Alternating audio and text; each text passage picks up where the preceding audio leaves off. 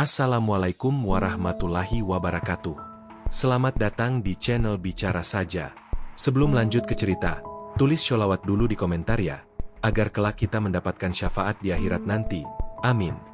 Nama lengkapnya Marco Ferianto. Usianya baru 22 tahun. Ia adalah anak sulung dari dua bersaudara, tinggal bersama ibunya, Bu Yani, di sebuah gang sempit di daerah Muara Baru, Penjaringan, Jakarta Utara. Sejak ayahnya meninggal karena kecelakaan kerja saat Marco masih duduk di bangku SMP, beban keluarga jatuh ke pundak Marco. Selepas lulus SMA, Marco tak langsung melanjutkan kuliah. Bukan karena tak mau, tapi karena tak mampu. Ia bekerja serabutan, mulai dari ojek online, tukang parkir, hingga buruh bongkar muat di pelabuhan.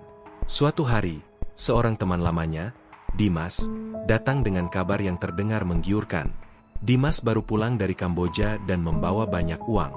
Katanya, di sana banyak lowongan kerja di perusahaan online, gajinya bisa jutaan per bulan, dapat tempat tinggal, makan gratis, dan bisa kirim uang rutin ke rumah.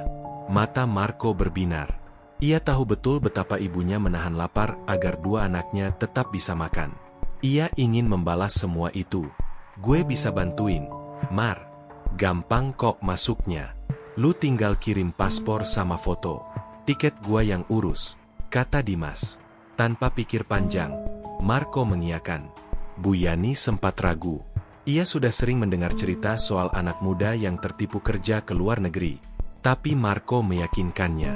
Tenang Bu, aku kesana cuma 6 bulan. Kalau nggak enak, aku pulang. Dengan uang pinjaman dari tetangga dan bantuan Dimas, proses keberangkatan Marco berjalan cepat. Dalam 2 minggu, ia sudah terbang ke Kamboja. Tidak ada pelepasan mewah. Hanya pelukan singkat dan doa ibu di teras rumah yang pengap itu. Sesampainya di Kamboja, Marco dikirim ke sebuah perusahaan yang bergerak di bidang judi online, atau yang biasa disebut judol. Pekerjaannya adalah mengelola akun palsu, menjebak pelanggan agar terus bermain dan kalah. Ia bekerja 12 jam sehari, dengan sistem shift yang membuatnya sulit tidur. Tempat tinggalnya sempit, satu kamar diisi 6 orang, makanan seadanya, dan gaji yang dijanjikan jauh dari kenyataan. Marco hanya menerima sekitar 3,5 juta rupiah per bulan, bahkan lebih kecil dari gajinya saat jadi tukang parkir di Jakarta. Namun Marco bertahan. Ia menahan sakit di badan, tekanan dari atasan, dan rasa bersalah karena berbohong pada ibunya. Setiap kirim uang ke rumah, ia bilang bahwa semuanya baik-baik saja, padahal di balik layar, tubuhnya mulai melemah. Ia sering batuk, demam, dan mengalami nyeri di dada. Tapi klinik tempat perusahaan bernaung hanya memberi obat generik dan menyuruhnya kembali kerja. Setahun 6 bulan berlalu, Marco sudah tidak kuat. Ia mencoba meminta izin pulang, tapi perusahaan menolaknya. Paspor miliknya ditahan, dan ia diancam denda puluhan juta jika kabur atau cuti. Lo pikir ini kos-kosan? Enak aja keluar masuk seenaknya, bentak supervisor asal Tiongkok suatu hari. Marco mulai menghubungi keluarganya lebih sering. Ia minta bantuan teman di Jakarta agar mencarikan jalan keluar. Tapi tak banyak yang bisa dilakukan dari jauh. Ia sempat mengirim pesan ke Dimas, tapi nomor itu sudah tidak aktif. Marco merasa terjebak. Ia seperti burung dalam sangkar, terlihat hidup, tapi mati perlahan. Pada malam yang menjadi malam terakhirnya, Marco menelepon ibunya melalui video call. Wajahnya tampak pucat, matanya sayu, tapi ia berusaha tersenyum. Bu, sehat, kan? Nanti aku pulang deh. Aku kangen masakan ibu. Bu Yani hanya tertawa kecil. Ia merasa ada yang aneh, tapi tak berani menanyakan lebih jauh. Mereka berbicara sekitar 15 menit. Setelah itu, sambungan terputus. Tak lama, Marco jatuh pingsan di kamar. Rekannya berusaha membawa Marco ke rumah sakit besar di Phnom Penh. Tapi dalam perjalanan, sekitar 30 menit setelah video call itu, Marco dinyatakan meninggal. Tubuhnya dingin, wajahnya tenang. Seolah ia tahu video call itu adalah perpisahan terakhirnya. Keesokan paginya, Bu Yani menerima kabar itu dari orang asing yang menghubungi lewat WhatsApp. Dunia seakan runtuh. Ia tak percaya. Anaknya yang semalam masih tersenyum, kini telah tiada. Dan tragedi pun dimulai. Jenazah Marco tidak bisa langsung dipulangkan. Prosedur rumit, biaya tinggi, dan sikap perusahaan yang tak kooperatif membuat semuanya jadi mimpi buruk. Bu Yani, ibu yang hanya lulusan SD, harus menghadapi dunia internasional yang penuh birokrasi. Dalam tangis dan doa, ia mengetuk hati siapapun yang mau membantu. Dan dari sinilah perjuangan dimulai. Perjuangan seorang ibu yang hanya ingin anaknya pulang ke rumah, meski hanya dalam peti jenazah. Nama perusahaan tempat Marco bekerja tak pernah disebutkan secara jelas. Bahkan pada dokumen kepegawaian yang dikirimkan ke keluarganya, hanya tertera inisial dan alamat palsu. Tapi dari cerita rekan-rekan Marco yang berhasil selamat dan kembali ke Indonesia, bisa ditarik satu kesimpulan. Marco bekerja di perusahaan judi online ilegal, yang berkedok pusat IT atau BPO, Business Process Outsourcing, di Kamboja. Setelah menginjakan kaki di Phnom Penh untuk pertama kalinya, Marco tidak langsung dibawa ke kantor. Ia ditampung selama 2 hari di sebuah apartemen kecil bersama belasan WNI lainnya. Tidak ada yang menjelaskan kontrak kerja. Tidak ada perjanjian tertulis dalam bahasa Indonesia. Semua seperti diatur secara diam-diam, dan semua orang diminta untuk ikut saja dulu, nanti juga paham. Pada hari ketiga, Marco dan teman-temannya dikirim ke sebuah gedung 8 lantai di pinggiran kota. Dari luar terlihat seperti kantor biasa, tapi di dalamnya suasananya mencekam. Puluhan meja komputer tertata rapat, tanpa sekat, udara pengap, kamera pengawas di setiap sudut ruangan. Semua pekerja diminta menyerahkan paspor, HP pribadi, dan kartu identitas lainnya. Alasan mereka, demi keamanan sistem perusahaan. Mulai hari itu, hidup Marco tak lagi normal. Ia mulai mengenal istilah shift neraka. Setiap harinya Marco bekerja 12 jam non-stop. Dari pukul 3 sore sampai 3 dini hari, atau sebaliknya. Tidak ada hari libur kecuali izin dokter. Makan hanya 2 kali sehari, itu pun makanan instan yang dibagikan oleh staf lokal. Target kerja sangat berat. Marco harus menarik minimal 15 orang korban setiap harinya untuk bermain di situs mereka. Jika gagal, hukumannya adalah pemotongan gaji, penyekapan, bahkan pemukulan. Marco sering mengirim pesan suara ke adiknya via WhatsApp diam-diam. Ia menyelipkan HP kecil yang ia bawa dari Indonesia, dan tidak disita karena disembunyikan di dalam kaos kaki saat pertama kali datang. Dari rekaman yang diterima adiknya, suara Marco terdengar pelan dan serak. Ini tempat gila, Yan. Bukan kerjaan, ini penjara. Tapi kalau gue kabur, gue takut ditembak. Setiap 2 minggu sekali, perusahaan pura-pura memberikan uang saku sebesar $100 Amerika. Tapi Marco tak pernah bisa menggunakannya karena semua toko di sekitar hanya melayani pembayaran digital atau kartu khusus yang tidak mereka miliki. Uang hanya bisa dipakai jika mereka dibawa keluar oleh handler, yaitu semacam pengawas yang mendampingi pekerja keluar gedung dengan pengawalan. Itu pun hanya untuk beli sabun atau pop mie. Tak hanya tekanan kerja, tekanan psikologis pun semakin lama menggerogoti Marco. Ia menyaksikan temannya sesama WNI menangis histeris karena mendapat ancaman akan dijual ke Myanmar jika performanya tidak naik. Ada yang dipukul dengan gagang kursi karena ketahuan mengantuk saat shift malam. Bahkan, Marco pernah menyaksikan seorang perempuan dari Vietnam mencoba melompat dari lantai 5 karena tak kuat menahan beban kerja dan pelecehan. Ironisnya, di tengah semua tekanan itu, Marco tetap berusaha menjaga senyumnya. Dalam video call dengan ibunya, ia tak pernah mengeluh. Hanya bilang, kerjaannya lumayan lah, Bu. Capek dikit tapi aman. Tapi Bu Yani tahu, dari mata anaknya, ada luka yang tak diucap, ada lelah yang dipendam. Setiap kali Marco menyentuh wajahnya di layar, senyumnya seperti memaksa, seperti sedang menahan tangis. Selama 1 tahun 6 bulan bekerja, Marco hanya mengirim uang ke rumah sebanyak 3 kali. Jumlahnya pun tak seberapa. Paling besar 2 juta rupiah. Padahal, saat berangkat ke Kamboja, ia janji akan menyisihkan untuk renovasi dapur dan biaya sekolah adiknya. Aku minta maaf terus sama ibu, tapi aku tahu Marco pasti punya alasan, ucap Bu Yani lirih saat diwawancarai oleh relawan pendamping migran. Mungkin alasan itu bukan karena ia malas kirim uang, tapi karena memang tak pernah menerima uangnya secara utuh. Bahkan gaji bulanan sebesar 3,5 juta pun sering dipotong, entah karena target tidak tercapai, kerusakan perangkat, atau alasan lain yang tak pernah jelas. Marco pernah menulis di buku kecil miliknya, "Ini bukan kerja, ini perang." Tapi bukan perang bawa senjata, melainkan perang melawan pikiran sendiri. Hingga pada suatu malam, Marco kembali gagal memenuhi target penipuan harian. Ia ditegur keras oleh atasannya, yang merupakan warga negara asing. Ia diminta masuk shift tambahan selama 6 jam tanpa jeda. Dan malam itu, tubuh Marco mulai merespons dengan gejala tak wajar. Muntah darah, demam tinggi, nyeri dada, hingga sesak napas. Tapi tak ada yang membawa Marco ke rumah sakit. Tidak malam itu, tidak juga pagi harinya. Baru keesokan malam, saat kondisinya memburuk, ia diantar ke rumah sakit menggunakan mobil perusahaan. Namun, ia tak pernah sampai. Setelah 1 tahun 6 bulan berada di Kamboja, tubuh Marco semakin tak bisa diajak kompromi. Punggungnya sering nyeri, perutnya kembung berkepanjangan, dan napasnya makin pendek. Suatu malam, ia bahkan jatuh pingsan saat keluar dari toilet. Teman sekamarnya, Iman, sempat panik dan memanggil petugas shift. Tapi seperti biasa, tanggapan perusahaan hanya sekenanya. "Kasih dia paracetamol. Suruh tidur di kamar aja. Nanti juga sembuh sendiri." Ucapan itu datang dari seorang supervisor lokal yang memang dikenal dingin terhadap semua pekerja asing. Hari itu, Marco akhirnya membuat keputusan besar.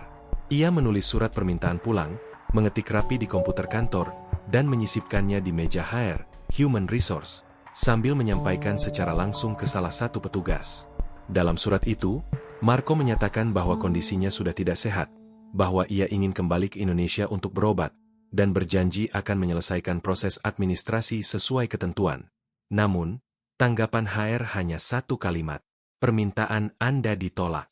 Anda masih terikat kontrak. Selesai." Marco terpukul. Ia bahkan tidak tahu ada kontrak tertulis, karena sejak awal datang, ia tidak pernah menandatangani apapun. Semuanya hanya berdasarkan janji lisan dan bujukan. Selang 2 hari, ia kembali mencoba berbicara dengan pihak manajemen. Tapi kali ini ia mendapat ancaman.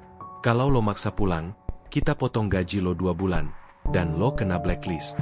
Bisa-bisa lo dikirim ke Myanmar. Tahu?" Ancaman itu bukan isapan jempol. Marco sudah dengar cerita sebelumnya. Beberapa pekerja yang membangkang pernah dijual ke sindikat lain di perbatasan Kamboja-Myanmar, di mana para korban dipaksa bekerja di tempat yang jauh lebih kejam. Ada yang disiksa, ada yang tidak pernah terdengar kabarnya lagi. Marco mulai frustasi. Ia mengirim voice note ke ibunya secara diam-diam. "Bu, aku pengen pulang, tapi mereka nggak izinin. Aku ngerasa ada yang rusak di tubuhku, tapi di sini nggak ada yang peduli." Bu Yani menangis mendengarnya. Ia tak tahu harus berbuat apa.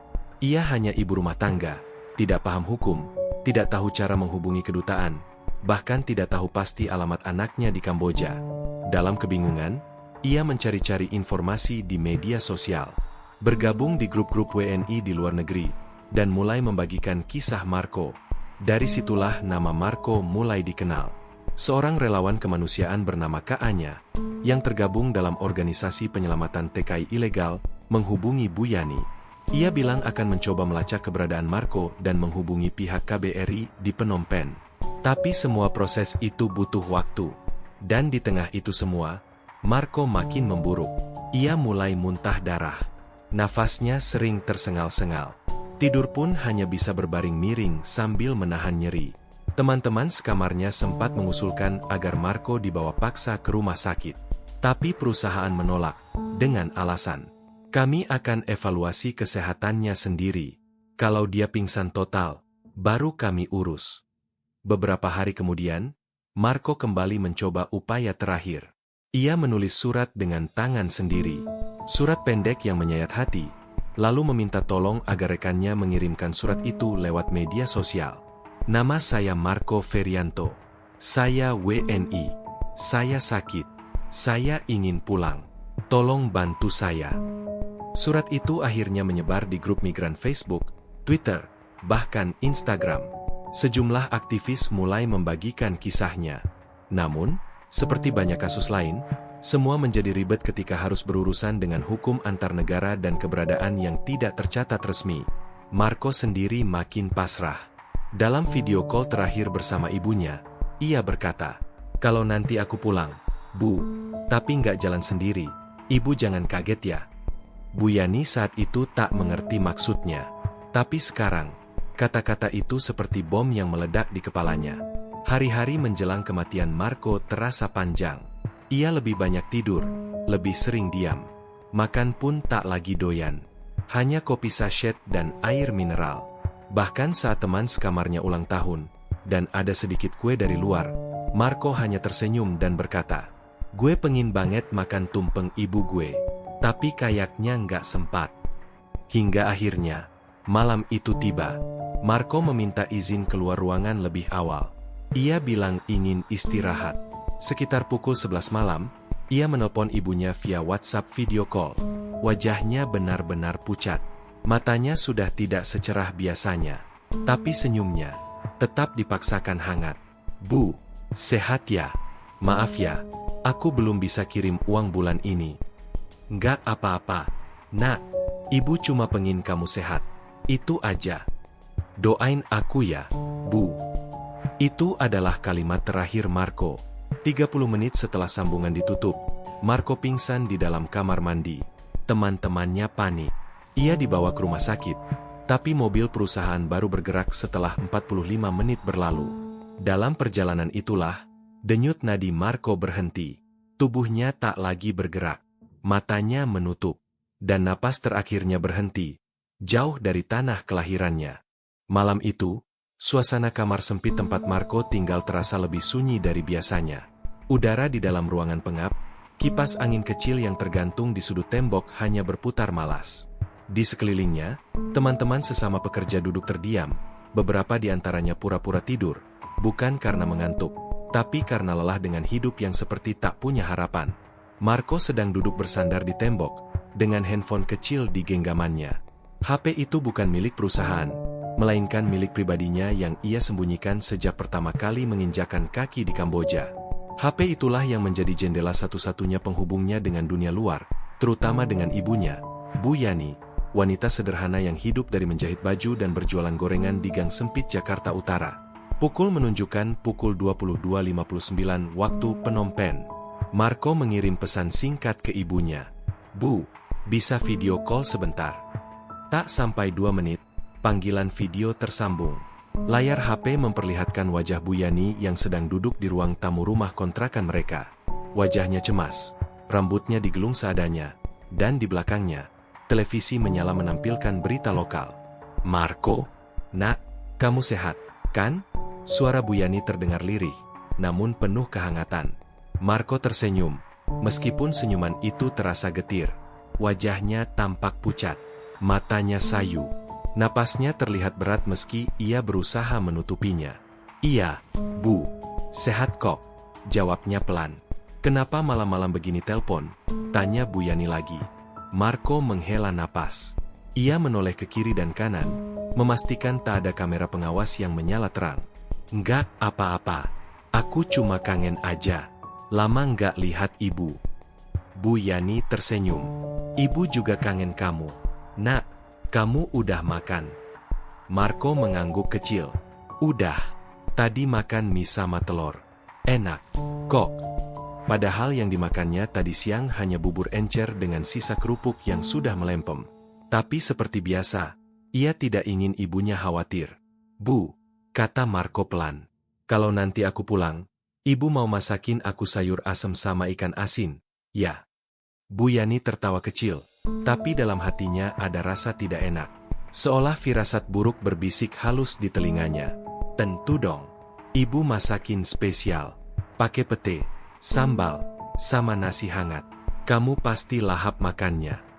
Marco tertunduk, tangannya gemetar. Tiba-tiba dadanya terasa sesak lagi. Tapi ia tetap menahan diri, tetap ingin mengakhiri percakapan dengan senyuman. "Bu, aku kangen banget. Rasanya pengin peluk ibu." Bu Yani mulai merasa matanya panas.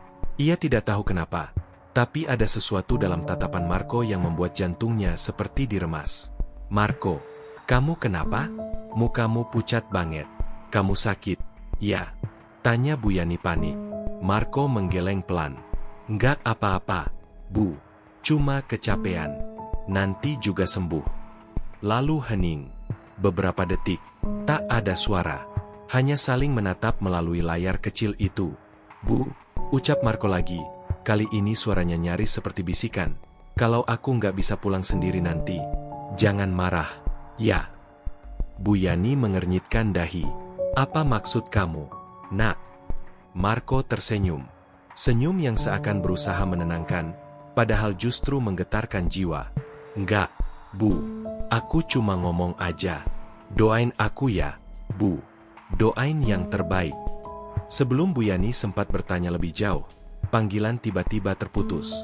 Layar jadi gelap. Sinyal hilang. Bu Yani mencoba menelpon balik, tapi tidak tersambung. Ia pikir Marco hanya kehabisan baterai.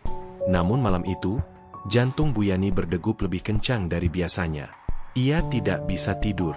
Pandangannya kosong menatap langit-langit kamar, mengenang semua masa kecil anak sulungnya itu, dari saat pertama belajar berjalan, hingga saat terakhir mencium tangannya sebelum berangkat ke Kamboja. Sementara itu, di Kamboja, beberapa menit setelah video call berakhir, Marco berjalan pelan ke kamar mandi. Ia sempat minta tolong teman sekamarnya mengambilkan air minum. Tubuhnya sudah begitu lemah, tapi ia bersikeras membersihkan wajahnya. Tiba-tiba, terdengar bunyi keras dari kamar mandi, seperti tubuh besar yang jatuh menabrak dinding. Teman-temannya berlari ke arah sumber suara. Mereka menemukan Marco dalam posisi terduduk, tubuhnya tergelincir di lantai, dengan wajah membiru dan napas yang sangat pelan. Panik, mereka memanggil petugas shift dan berteriak meminta bantuan. Namun, seperti biasa, semua butuh waktu. Mobil perusahaan baru datang 45 menit kemudian.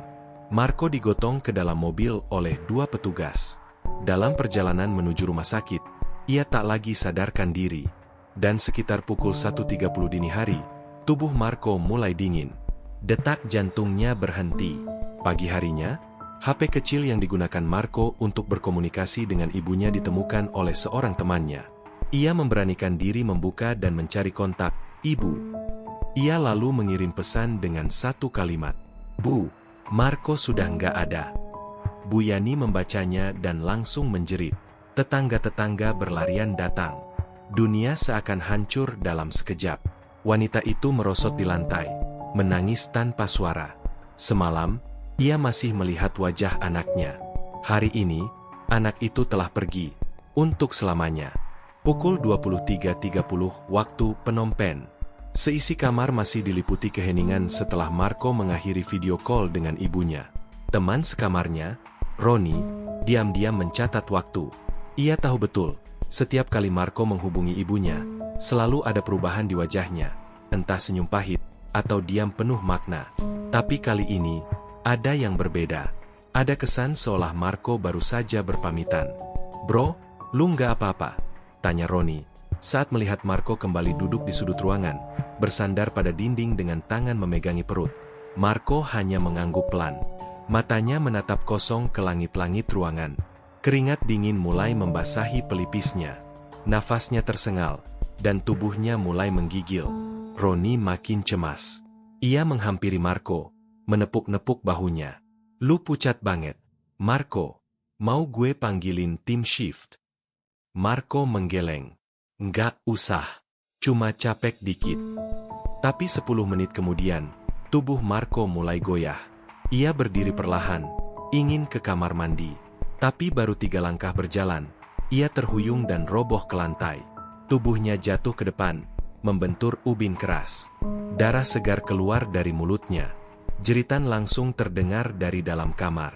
Roni berlari keluar ruangan, mengetuk pintu pengawas shift malam yang berada di ujung koridor. Ia berteriak, "Tolong, teman saya pingsan, muntah darah." Petugas shift, seorang pria lokal bermata sipit dengan sikap dingin, menatap malas.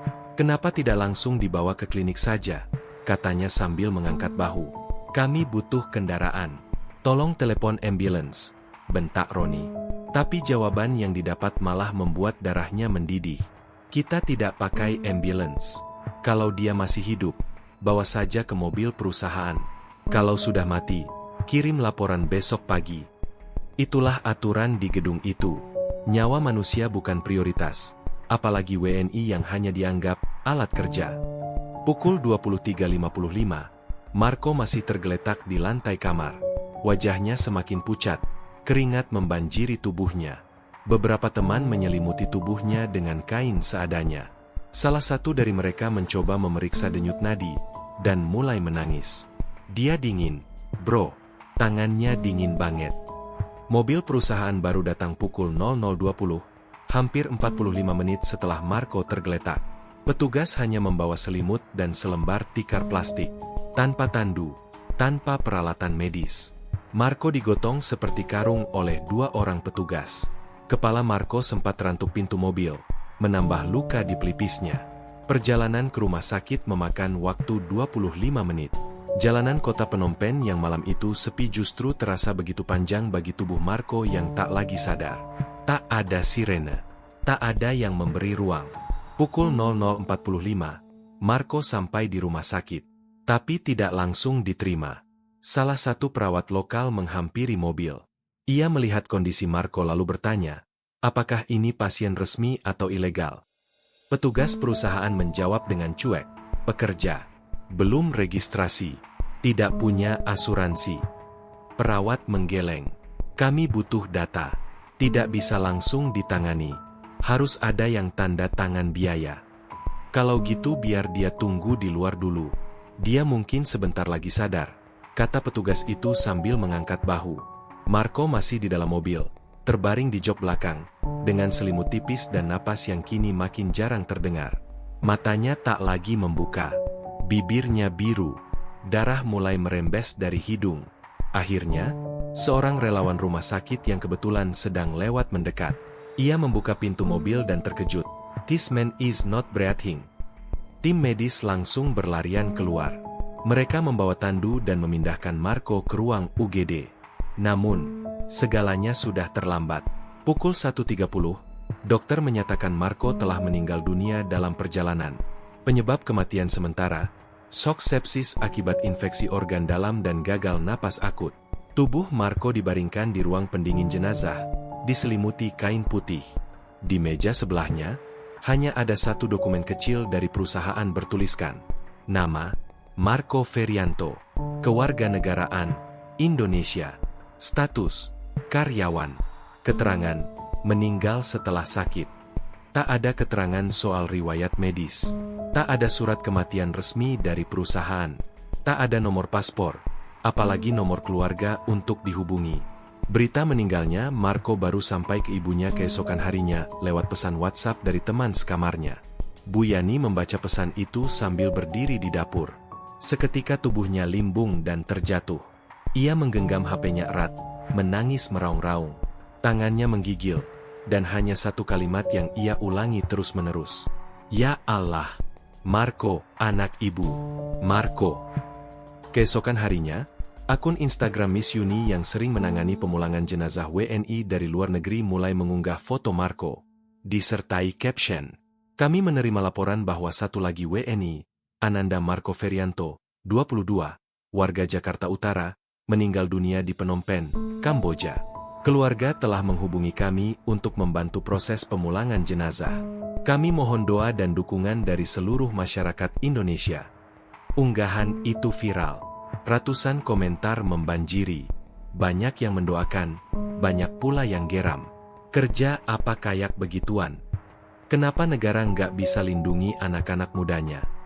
Berangkat sehat, pulang tinggal nama. Sementara itu, jenazah Marco masih tertahan di kamar pendingin rumah sakit. Pihak rumah sakit meminta biaya administrasi sebesar $2.000 untuk proses pemulangan. Padahal Bu Yani hanya memiliki tabungan Rp500.000 di dompetnya. Pagi itu di Jakarta Utara, rumah sederhana milik Bu Yani telah ramai oleh para tetangga. Beberapa ibu-ibu duduk di tikar plastik sambil mengelap mata. Anak-anak hanya bisa bertanya pelan, "Marco itu siapa, Bu?" Di tengah ruangan, Bu Yani terduduk dengan kepala bersandar di dinding. Matanya sembab. Suara seraknya tak sanggup lagi berteriak. Di tangannya, HP yang sama yang semalam ia gunakan untuk video call dengan Marco, kini memutar ulang pesan WhatsApp yang dikirim teman anaknya. "Maaf, Bu. Marco udah nggak ada. Dia meninggal tadi malam. Kabar itu tak bisa diterima begitu saja. Bu Yani masih berharap semua ini salah paham. Tapi tiap menit berlalu, semakin banyak pesan datang. Termasuk satu yang tak pernah ia sangka akan terima.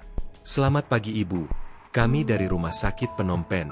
Jenazah Marco saat ini ditahan karena biaya belum dibayar. Mohon segera hubungi pihak berwenang untuk proses pemulangan. Pesan itu dikirim dalam bahasa Inggris. Butuh waktu bagi tetangganya untuk menerjemahkan. Di Phnom Penh, tubuh Marco dibaringkan dalam lemari pendingin jenazah. Selembar kain putih menutupi seluruh tubuhnya. Tidak ada papan nama. Tidak ada doa. Hanya nomor urut penyimpanan. 144. Petugas rumah sakit yang berjaga malam itu mencatat semua informasi dalam satu formulir. Nama, Marco Ferianto. Status, pekerja asing. Penyebab kematian, sepsis, kemungkinan akibat infeksi paru atau ginjal. Biaya pemulangan jenazah, $2.000 Amerika. Itulah angka yang membuat semuanya berhenti. Tidak ada surat jalan. Tidak ada proses diplomatik. Tidak ada gerakan dari perusahaan tempat Marco bekerja. Sejak kematian Marco diumumkan ke media sosial oleh Miss Yuni, ratusan pesan masuk ke DM-nya. Beberapa relawan migran mulai menawarkan bantuan, namun terbentur persoalan legalitas. Marco tidak tercatat sebagai pekerja resmi. Ia tidak punya asuransi kesehatan, tidak ada kontrak sah, dan tidak pernah dilaporkan ke KBRI sejak hari pertama tiba. Sementara itu di Jakarta, Bu Yani hanya bisa pasrah. Ia mendatangi kelurahan untuk meminta surat keterangan kematian, tapi petugas di sana bingung. Ini kejadiannya di luar negeri, Bu. Kami nggak bisa urus surat kematian internasional. Harus lewat Kementerian Luar Negeri. Bu Yani hanya ibu rumah tangga. Ia tidak tahu harus mulai dari mana. Sore harinya, salah satu tetangganya mengusulkan, Bu, coba minta bantuan ke Pak Uya Kuya. Saya lihat beliau suka bantu TKI. Sama Miss Yuni juga. Coba hubungi mereka. Dengan langkah gemetar, Bu Yani pergi ke warung internet terdekat, menyewa komputer Rp3.000 per jam, dan membuka Facebook. Ia menulis pesan, Assalamualaikum. Saya ibunya Marco Ferianto. Anak saya meninggal dunia di Kamboja. Saya tidak punya uang untuk bawa pulang jenazahnya. Mohon bantuannya. 1 jam kemudian, Miss Yuni membalas, Bu Yani, kami sudah menerima laporan soal Marco. Kami akan bantu semaksimal mungkin. Kami juga sedang hubungi Pak Uya Kuya untuk bantu biaya pemulangan. Tangis Bu Yani pecah. Akhirnya ada yang merespons. Tapi jalan masih panjang. Miss Yuni segera membuat penggalangan dana di Instagram dan Kita Bisa. Captionnya menyayat hati. Anak muda 22 tahun asal Jakarta ini meninggal dunia di Kamboja setelah 1,5 tahun menjadi korban kerja paksa di perusahaan scam. Kini jenazahnya ditahan rumah sakit karena tidak mampu membayar biaya pemulangan. Ibunya hanya ingin melihat anaknya pulang, walau dalam peti. Dalam waktu 24 jam, donasi mulai masuk. Beberapa selebriti turut menyumbang. Uya Kuya, yang membaca pesan dari Miss Yuni, langsung mengunggah video di akun YouTube-nya. Teman-teman semua, ini bukan prank. Ini bukan konten settingan. Ini kenyataan. Seorang anak Indonesia meninggal di Kamboja karena jadi korban kerja paksa. Ibunya di Jakarta menangis minta bantuan. Dan kita, sebagai sesama manusia, harus peduli. Video itu viral. Ribuan komentar masuk. Banyak yang geram, banyak pula yang bersedia berdonasi. Angka donasi perlahan menembus Rp80 juta dalam waktu 2 hari. Namun proses pemulangan jenazah tidak bisa hanya mengandalkan uang. Diperlukan koordinasi antara KBRI, rumah sakit, dan imigrasi Kamboja. Hari ketiga setelah kematian Marco, jenazah masih belum dipindahkan. Bu Yani makin cemas. Ia takut anaknya tidak diperlakukan dengan layak. Apakah tubuh anak saya dibekukan?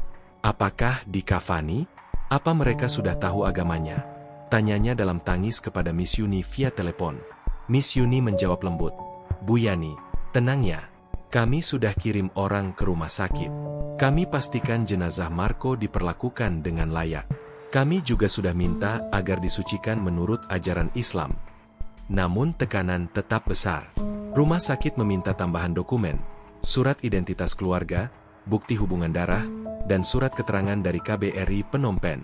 Tapi Bu Yani tak punya paspor, tak bisa kirim dokumen online, bahkan tak tahu cara scan KTP. Akhirnya, relawan datang ke rumah Bu Yani. Mereka bantu fotokopi, bantu ambil sidik jari, dan mengirimkan semua ke pihak KBRI. Proses demi proses berjalan, meski lambat dan penuh birokrasi. Hari kelima, suhu tubuh Marco dalam ruang pendingin mulai tidak stabil. Pihak rumah sakit memberi ultimatum. Jika jenazah tidak segera diproses dalam 3 hari ke depan, kami tidak bisa menjamin kondisi tubuh tetap baik. Kami minta keputusan segera. Miss Yuni makin panik. Ia mempercepat proses administrasi. Ia juga menyurati pihak Kementerian Luar Negeri RI agar mempercepat pengurusan surat izin repatriasi jenazah.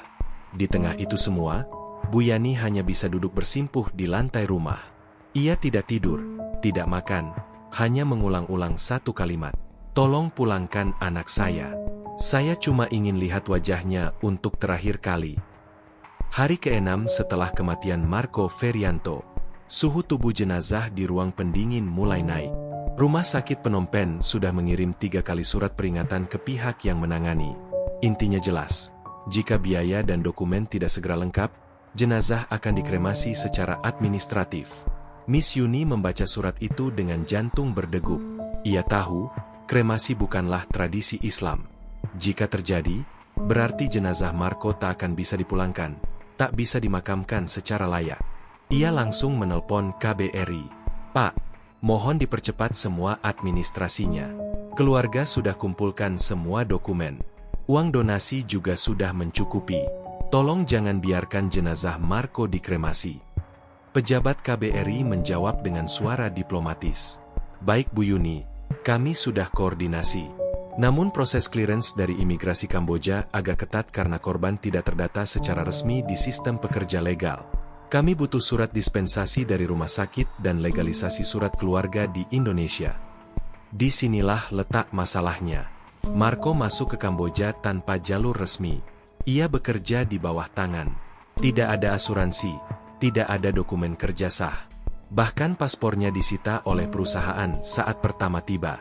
Bu Yani, yang selama seminggu ini terus berdoa dan menangis, akhirnya mendapat telepon dari perwakilan Kemenlu. Suaranya berat. Bu Yani, kami sudah menerima laporan dan akan bantu prosesnya. Namun ibu harus tanda tangan surat kuasa agar pemulangan bisa diurus lewat jalur diplomatik. Bu Yani menjawab dengan suara parau. Saya tanda tangan apa aja, asal anak saya bisa pulang.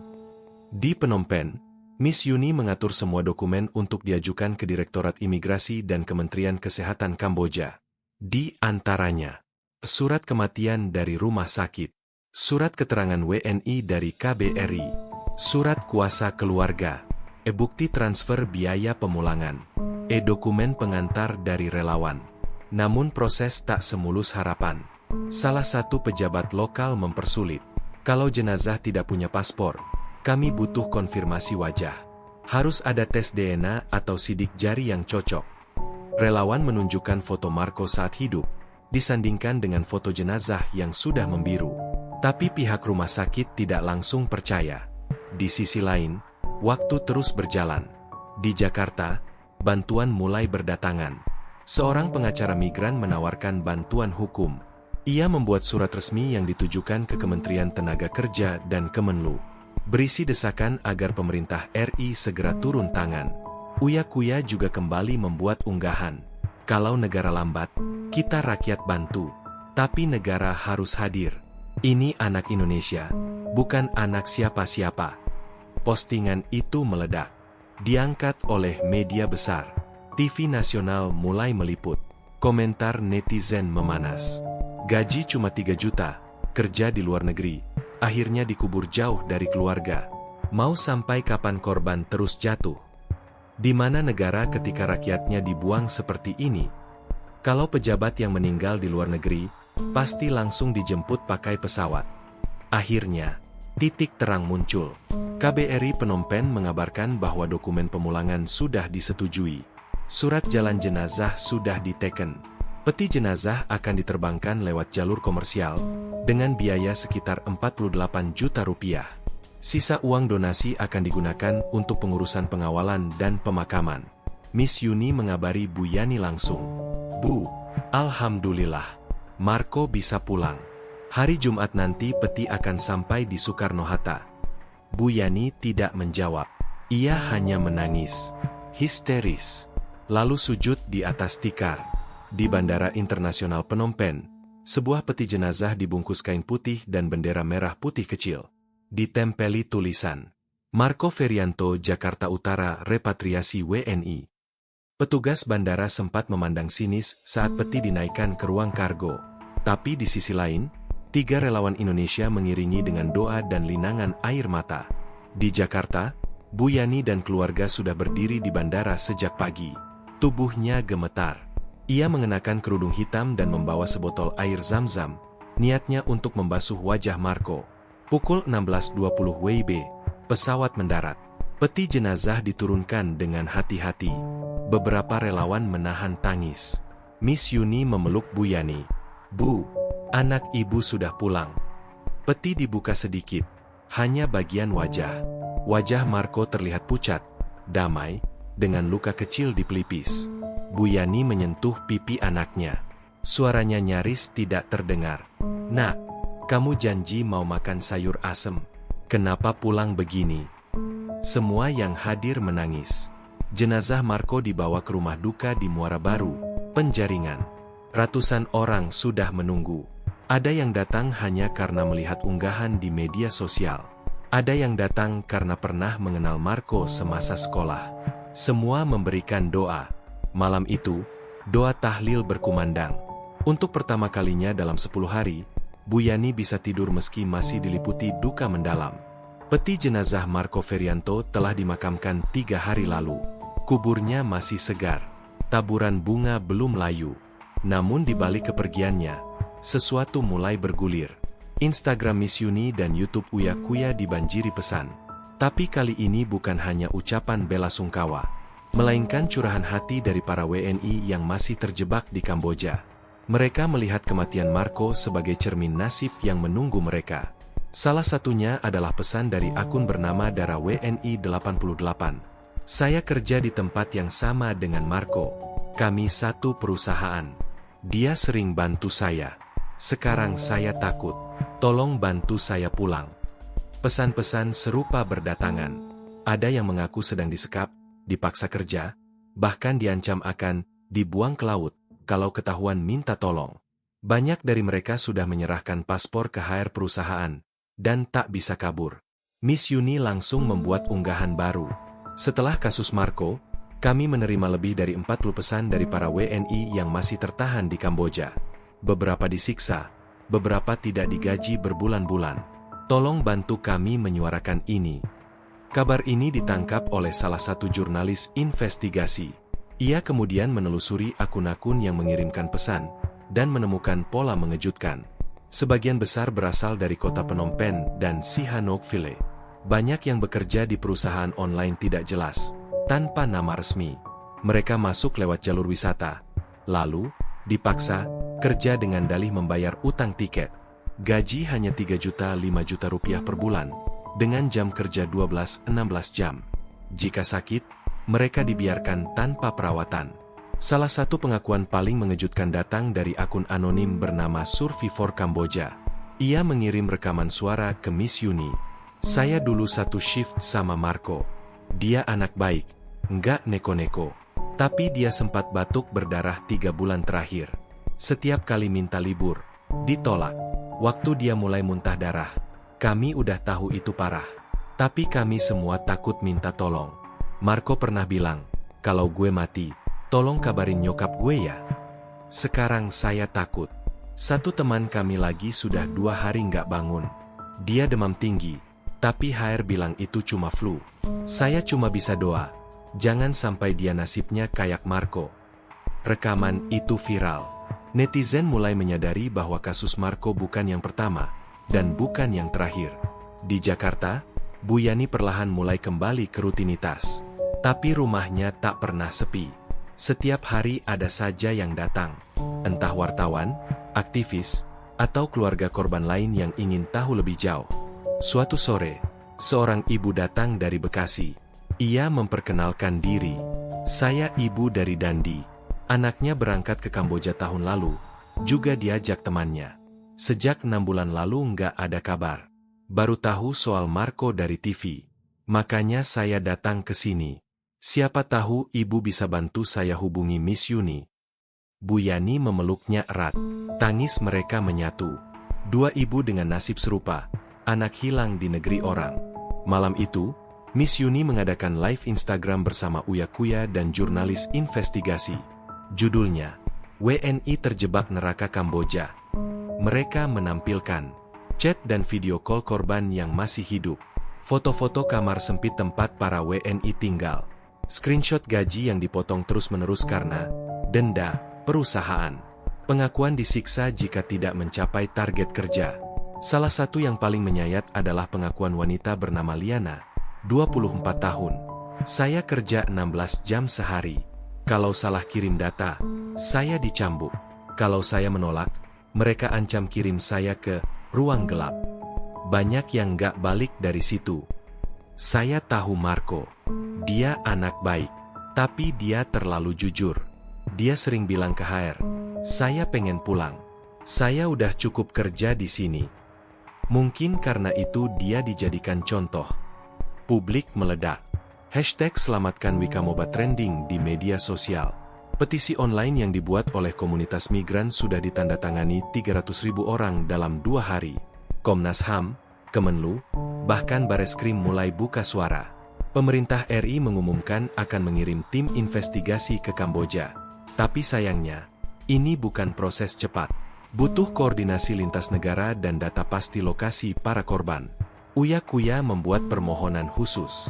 Untuk kalian yang masih di Kamboja, kirimkan lokasi, nama asli, dan foto. Kami akan lindungi identitas kalian. Kami akan bantu proses evakuasi, seperti kita bantu Marco. Namun di balik semangat itu, bahaya mengintai. 3 hari setelah live, Miss Yuni menerima pesan ancaman. Stop ungkap data perusahaan kami. Kalau kamu lanjut, kamu yang akan pulang dalam peti. Pesan itu dikirim dari akun anonim dengan IP Kamboja. Tapi Miss Yuni tidak gentar. Ia justru semakin aktif mengumpulkan data. Bersama LSM dan pengacara, ia menyusun dosier khusus berisi 76 nama korban, termasuk tanggal masuk, tempat kerja, hingga bukti penyiksaan. Di akhir minggu itu, sebuah berita besar menggemparkan publik. Ditemukan kamp pekerja ilegal di Kamboja, 34 WNI diamankan polisi lokal. Dari laporan media lokal, kamp itu beroperasi sebagai perusahaan teknologi ekspor, padahal sebenarnya adalah markas penipuan online lintas negara. Para WNI dikurung, dipaksa kerja, dan disiksa jika menolak. Saat evakuasi, foto Marco ditemukan di salah satu dinding kamar. Tertulis dengan spidol, dia yang pergi duluan. Kami akan menyusul pulang. Pagi itu, publik Indonesia dihebohkan oleh tayangan eksklusif salah satu TV nasional. Judulnya, Di Balik Maut Marco, Siapa Pemilik Perusahaan Judi Online di Kamboja. Wartawan investigatif membuka dokumen penting yang berhasil mereka dapatkan dari whistleblower di Phnom Penh. Di layar kaca, muncul nama perusahaan yang selama ini disebut-sebut dalam pesan para korban, Tian Yu Digital Group Co., Ltd. Perusahaan itu berdiri atas nama warga negara asing asal Tiongkok. Tapi, dan ini yang mengejutkan, ada 3 nama warga negara Indonesia yang tercatat sebagai manajer operasional dan perekrut tenaga kerja. Salah satunya bernama Bayu R., usia 34 tahun, asal Surabaya.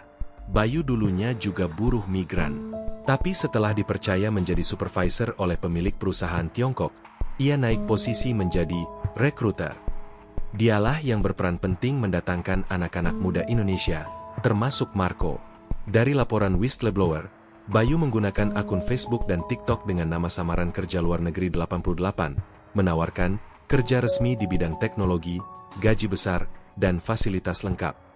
Ia bahkan membayar tiket pesawat dan mengatur akomodasi di awal. Tapi setelah korban tiba di Phnom Penh, semuanya berubah. Marco Ferianto pun masuk lewat jalur ini. Ia dijemput oleh tim penjemput perusahaan di bandara, dibawa ke apartemen kecil, dan diminta menyerahkan paspor untuk pendaftaran. Sejak saat itu, ia tak pernah memegang dokumen aslinya lagi. Setiap hari, Marco bekerja 14 jam di depan komputer, memproses data klien luar negeri yang tidak ia kenal. Jika target tak tercapai, ada hukuman, potong gaji, kurungan di kamar kecil, bahkan pemukulan oleh security internal. Dalam wawancara eksklusif, salah satu korban yang berhasil kabur dari perusahaan tersebut menyebut nama Bayu secara langsung. Bayu itu yang ngatur semua. Dia yang teriak-teriak kalau kita salah kerja. Dia juga yang bilang, kalau ada yang kabur, ku bikin gak bisa pulang. Marco pernah bilang ke saya, kalau gue mati di sini, itu karena Bayu. Pernyataan ini menyebar cepat di media. Netizen menggali akun lama Bayu, termasuk foto-foto saat ia pamer mobil mewah, makan di hotel bintang 5 di Phnom Penh, dan pose dengan pemilik perusahaan dari Tiongkok. Reaksi publik pun meledak. Hashtag baru muncul. Tangkap Bayu. Keadilan untuk Marco. Stop perdagangan Wi. Uya Kuya dan Miss Yuni ikut menyuarakan. Kalau kita diam, Bayu akan terus kirim anak-anak kita ke neraka. Ini bukan rezeki halal. Ini bisnis kematian. Sementara itu, KBRI Phnom Penh mengkonfirmasi bahwa mereka sedang menyusun berkas hukum untuk menyerahkan ke otoritas Kamboja dan Interpol. Namun, prosedur tidak mudah karena Bayu memiliki izin tinggal resmi dan belum ada laporan resmi pidana dari para korban. Masalahnya, sebagian besar korban takut melapor. Mereka takut diburu balik. Beberapa di antaranya bahkan menerima ancaman. Kalau buka mulut soal Bayu, kami tahu alamat keluargamu di Indonesia. Namun ada yang berani bersuara. Seorang pemuda bernama Ronaldi, 23 tahun, mengaku pernah satu kamar dengan Marco dan siap jadi saksi. Saya bersumpah demi ibu saya. Marco itu korban. Dia sering minta pulang. Tapi Bayu yang tahan. Dia bilang, lu belum lunasin utang tiket. Kalau mau keluar, bayar $1.000. Ronaldi kini dalam perlindungan relawan migran. Ia dikirimkan ke Safe House oleh komunitas Indonesia di Kamboja, menunggu proses pemulangan sambil memberikan kesaksian via Zoom ke KBRI. Tak hanya Bayu. Dua nama lain ikut disebut sebagai rekruter Indonesia. Diana M., perempuan 28 tahun, asal Batam bagian dari tim HR palsu yang mewawancarai korban lewat Zoom. Ricky S., 31 tahun, asal Medan kepala tim pengawasan target kerja yang memberi sanksi ke pekerja. Dokumen perusahaan yang bocor memperlihatkan bahwa ketiganya mendapat bonus bulanan dari pemilik Tiongkok sebesar $2.504.000 USD, tergantung dari berapa banyak WNI yang berhasil direkrut dan bertahan di perusahaan lebih dari 3 bulan. Sementara itu di Jakarta, Bu Yani dipanggil oleh pihak Komnas HAM. Ia didampingi Miss Yuni untuk memberi keterangan. Saya cuma ingin keadilan. Kalau anak saya dipaksa kerja sampai mati, tolong hukum orang-orang yang kirim dia ke sana. Komnas HAM akan membuat laporan khusus dan mendesak Mabes Polri membuka kasus tindak pidana perdagangan orang, TPPO, terhadap jaringan rekruter ini. Dalam siaran pers, Komnas HAM menyebut, kematian Marco Ferianto adalah alarm keras bahwa praktik TPPO berkedok kerja luar negeri masih masif dan melibatkan WNI sebagai pelaku rekrutmen. Hari ke-18 sejak Marco meninggal, Mabes Polri resmi mengeluarkan surat pemanggilan terhadap Bayu, Diana, dan Ricky untuk diperiksa dalam kapasitas sebagai saksi dugaan TPPO. Namun hingga hari ke-20, ketiganya belum diketahui keberadaannya. Menurut informasi terakhir dari relawan Kamboja, Bayu sudah kabur dari Phnom Penh dan diduga berpindah ke Myanmar atau Laos, membawa serta puluhan paspor WNI. Kasus ini belum berakhir. Namun yang pasti, kematian Marco telah membuka lubang besar yang selama ini ditutup oleh tipu daya, kemewahan palsu, dan kekuasaan gelap di balik layar. Kisah ini tidak hanya tentang satu anak muda. Ini tentang ratusan nyawa Indonesia yang dikirim ke neraka oleh bangsanya sendiri. 17 hari setelah jenazah Marco dimakamkan, waktu memang terus berjalan, tapi duka yang ditinggalkan tak ikut berlalu. Bu Yani masih sering duduk di pojok ruang tamu, menatap foto anaknya yang kini dibingkai rapi. Di sudut lain, sisa peti jenazah yang sempat dibuka disimpan di kamar Marco. Seakan ia belum benar-benar pergi. Namun dunia di luar terus bergerak. Tekanan publik masih tinggi. Hashtag tangkap Bayu masih beredar, walau tak sekeras minggu lalu. Media mulai beralih ke berita baru, kasus selebriti, politik, kecelakaan pesawat. Disinilah ketakutan paling besar muncul. Apakah kisah Marco akan terlupakan? Apakah semua hanya akan menjadi tren sesaat? Miss Yuni tetap bergerak. Ia tahu perjuangan belum selesai. Bersama relawan dan pengacara migran, ia membawa semua data ke tangan Kemenlu dan Bareskrim. Bukan hanya tentang Marco, tapi seluruh jaringan. Beberapa hal yang mereka temukan. Lebih dari 120 WNI yang bekerja tanpa izin di perusahaan serupa. Rata-rata mereka direkrut oleh sesama WNI di Facebook, TikTok, dan WhatsApp. Banyak korban tidak memiliki bukti tertulis kontrak. Semuanya verbal dan dijanjikan lewat pesan. Ada alur, perdagangan manusia, yang berjalan rapi. Bahkan memiliki calo hingga ke desa-desa. Uya Kuya juga tak tinggal diam. Ia membuat dokumenter mini berjudul Marco, Mati Muda di Negeri Orang. Di episode pertama, ia mewawancarai Bu Yani. Di episode kedua, ia mendatangi rumah salah satu korban selamat, Ronaldi. Video ini ditonton lebih dari 4 juta kali dalam waktu 5 hari. Yang membuat publik tersentak adalah satu pengakuan Ronaldi. Waktu Marco video call sama ibunya malam itu, kami semua lagi kerja shift malam. Dia bilang ke ibunya, "Ma, doain ya, aku masih kuat kok." Tapi setelah call itu, dia muntah darah. Kami panik, minta tolong HR, tapi mereka malah bilang, "Gue nggak mau urus orang mati." 30 menit kemudian, dia udah dingin. Siaran itu memicu respon baru dari publik. Sekolah tempat Marco dulu belajar membuat acara doa bersama. Mereka mengundang teman-teman sekolahnya dan membuka kotak donasi. Ada spanduk besar di depan aula. "Selamat Jalan Marco. Kami akan suarakan kisahmu." Di hari yang sama, sebuah surat resmi dari Interpol dikirimkan ke otoritas Kamboja. Mereka menyatakan nama Bayu R dan 2 rekan WNI-nya sebagai tersangka dalam kasus perdagangan manusia internasional. Red Notice diterbitkan. Namun hingga pekan keempat setelah kematian Marco, Bayu masih buron.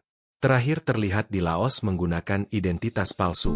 Menurut laporan relawan, ia menyuap otoritas lokal dan berpindah-pindah kota kecil. Tapi tak semua gelap. KBRI Phnom Penh mengumumkan bahwa 23 WNI berhasil dipulangkan minggu lalu, termasuk beberapa yang sempat berada di perusahaan tempat Marco bekerja. Mereka diterima langsung oleh Kemenlu dan diberi perlindungan hukum serta psikis. Salah satunya, perempuan bernama Rika, 20 tahun, mengatakan, "Marco itu pahlawan buat kami. Karena kematiannya, kami bisa bebas. Tapi mohon, jangan biarkan dia dilupakan." Di Jakarta, Bu Yani mendapatkan undangan khusus dari Presiden melalui staf istana. Ia hadir mengenakan baju sederhana, masih hitam berkabung. Di hadapannya, seorang pejabat tinggi negara menunduk memberi hormat. "Ibu, negara turut berduka. Kami akui, kami terlambat. Tapi kami akan betulkan sistemnya." Bu Yani menjawab lirih, "Saya cuma ibu biasa, Pak. Tapi saya mohon, jangan biarkan anak-anak lain bernasib seperti Marco." Hari itu, pemerintah mengumumkan rencana pembentukan Satgas Perlindungan Pekerja Migran tak resmi. Akan ada kerjasama antar kementerian, pelacakan akun media sosial perekrut ilegal, dan penguatan jalur informasi resmi di desa-desa. Di malam ke-40 kematian Marco, tahlilan kembali diadakan. Namun kali ini suasananya berbeda. Tak hanya tangis, tapi juga semangat. Di halaman rumah, terpajang spanduk. "Keadilan untuk Marco, keadilan untuk semua." Miss Yuni berdiri dan memberikan pidato kecil. Marco mungkin sudah pergi, tapi suaranya masih ada. Kita tidak boleh lelah. Kita harus jaga agar semua anak muda Indonesia tahu, kerja di luar negeri bukan mimpi jika dilakukan benar, tapi bisa jadi neraka jika dijerat sindikat. Kisah ini ditutup bukan dengan akhir yang bahagia, karena Marco tetap pergi, keluarganya tetap kehilangan. Namun ada satu hal yang pasti, ia tak mati sia-sia. Kisahnya menyelamatkan puluhan nyawa. Namanya menjadi simbol perlawanan. Wajahnya kini bukan hanya di batu nisan, tapi juga di benak ribuan WNI yang akhirnya tahu, jangan pernah percaya janji manis kerja luar negeri tanpa jalur resmi. Sebuah tulisan muncul di Instagram Miss Yuni. "Marco, anak muda dari Muara Baru, umur 22 tahun, meninggal 30 menit setelah video call ibunya. Tapi sejak itu, puluhan orang kembali ke tanah air, dan ratusan kini lebih waspada. Marco, kamu telah menjadi cahaya.